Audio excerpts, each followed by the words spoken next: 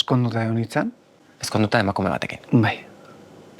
Eta zoriontsu ginen, eta oso ondo eramate ginen. Egon nintzen, tapatzen, ez da, jakinda homosexuala nitzala, eta bizitza hetero bat eramaten, ez da.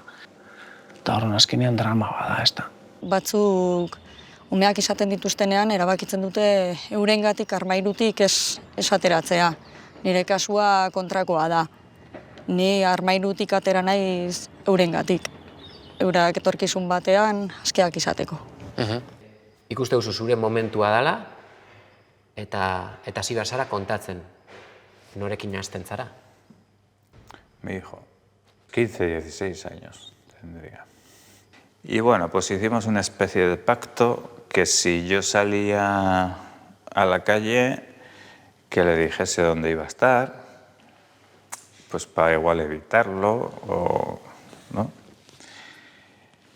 Y ya luego cuando hice el cambio total, pues ya dejó de venir a mi casa directamente. Ez gara gu armairuetan sartzen gaituzte armairuetan, eta gero gure lana da aldugun bezala hortik ateratzea, ezta? Eta askok ez dute lortzen. Zure aita gehiago da, eske hori entzun dut edo...